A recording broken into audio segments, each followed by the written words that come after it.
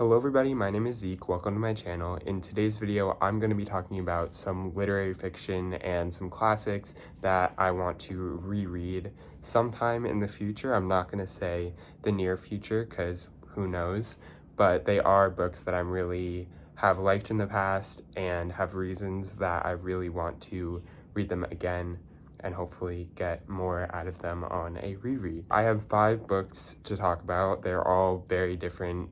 And these are not necessarily every single book I ever want to reread, but these are definitely what I would put at the top of my list.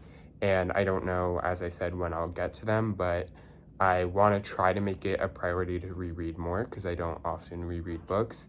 And I feel like it's really easy to not reread books because there's so many new books and old books that I'm always looking to read.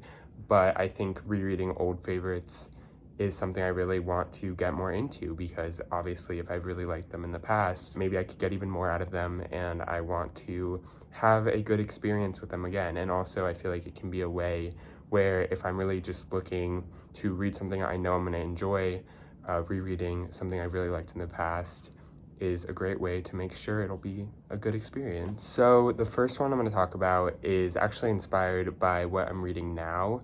I'm currently reading the book If We Were Villains by M.L. Rio, and it's a dark academia, very, very popular, and it's reminding me a lot of The Secret History by Donna Tartt, not necessarily in a good way because I feel like I'm not done with it and I'm only about halfway through as of right now. So I don't think it's fair for me to say how much I'm gonna end up liking or not liking If We Were Villains by the end of it. But as of right now, it just feels like a very disappointing version of The Secret History. It's covering a lot of the same story beats. If you don't know, The Secret History, probably one of the most popular books out there. Definitely the most popular dark academia, whatever you want to call it, book I've ever heard of. And I read this in the spring of last year, and we're following this group of very pretentious students who study classics together in this very small and exclusive group with one teacher. They're all very close and they have very strange relationships with each other, and they are brought to a new level of insanity when they kill one of the other members of this group. And the book just follows from there. The writing is incredible. The characters are insufferable, but like written in such an incredible way, and the plot is engaging and exciting. And I really just want to reread this because it's been a little while, and I think that this is a book that you can get so much out of on a reread because knowing everything that happens, I feel like there's a lot of foreshadowing and a lot of hidden messages that you're not necessarily going to pick up on the first read through. And I feel like it's been long enough where I don't remember every single thing that happens in the book other than main big story events. So I feel like I would really enjoy rereading this, especially maybe in the middle of winter when the atmosphere is right and I can have a really good time getting through this again. The next book I'm going to talk about is Sula by Toni Morrison. I've been reading a lot of Toni Morrison over the past year. I've been trying to not rush through it because last year, for example, I read every single Octavia E. Butler book, which I loved that experience, but also now I don't have any more Octavia E. Butler books to read, so it's kind of a double-edged sword, and I don't really want that to happen with Toni Morrison because I'm also really, really loving every single thing I've ever read from her. So this was one of the first things I read from her. I think it's the 3rd book I read. And I remember really loving it, but I also read it on a plane. And so I don't know how much of it I really remember. And in fact, I remember the main storyline, but I feel like I've already forgotten so much of what happens in it just because I read it at such a weird time and in a weird place.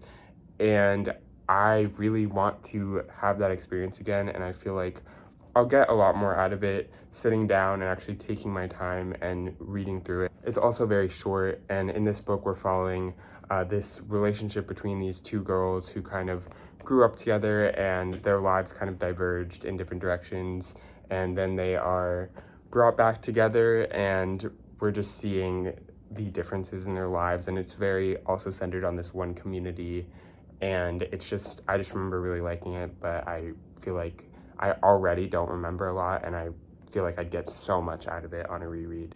so this is definitely near the top of that list as well. The next book I really want to reread is Play It As It Lays by Joan Didion. This is the first Joan Didion book I've ever read, and since then I've read a lot of her books, but I don't think any of them have truly lived up to this, and that's not necessarily fair because Joan Didion writes fiction and nonfiction, and I've really loved a lot of her essays and nonfiction that I've read. But out of the other two fiction books that I've read from her, this has definitely been the best. I think the portrayal of the main character in this is the most memorable, even though I've read this like 2 years ago at this point, and I don't really remember a lot of specifics of the plot, but I just remember that character so well. And specific moments where certain things happen to that character, I just remember so well. And I just remember enjoying this so much when I read it. And it's a hard book to get through because there's a lot of hard things to read in it, but I just feel like this is another one where I feel like you get so much out of it on reread, and there's so much subtlety in this book, and I just remember everything about the atmosphere, and the setting is another thing that just really stands out. On reread, I would appreciate everything in this book even more, especially having read more Joan Didion since then. I feel like going back to this as the first book I read from her and as what I would consider my favorite right now would be an incredible experience that I really want to have. The next book, I don't know when I'm ever going to get to rereading it because it's very long and it's dense and it takes a while to get through, and so it's going to take a lot for me to actually get to the point where I'm going to feel like I want to pick it up. But that's East of Eden by John Steinbeck, which I would definitely consider one of, if not my favorite classic that I've read in recent memory. I read this last summer and I loved every second of it, basically. It's a little slow at parts, but I feel like the writing really makes up for that. And John Steinbeck is really good at building atmosphere in this book and building complex characters and also some really evil characters. And in this book, we're following generations of these two families and the many hardships that they go through and the many weird things that happen and bad things that happen and violence, and there's just a lot going on in this book. I don't really know how to give a good summary of it. I feel like they say that on the back that it is a retelling of Cain and Abel, and I guess in a way like parts of it are, but I feel like it's so much more than that, and it's 600 pages. Like there's a lot that goes on here, and it was just an incredible experience reading it for the first time, and I would just like to read it again because, once again, there's so much going on in this book that I feel like when I was first reading it, I was just trying to understand the plot and understand the characters, but I feel like there's a lot more depth here that you can only really get on reread, or at least for me, I could only really get on reread. Now, knowing basically what's going to happen, I can focus more on, the writing and what the messaging of the book really is. And so I really like to reread this if I get a chance, but we'll see because it's very long. Okay, the final book I want to talk about is another classic that I read last fall and absolutely loved. This is probably the other classic that I would consider one of my favorites, and that's Rebecca by Daphne du Maurier. I've also been reading some more Daphne du Maurier. I've read two other books, Jamaica Inn and Frenchman's Creek, and I did not like them as much as I like this book.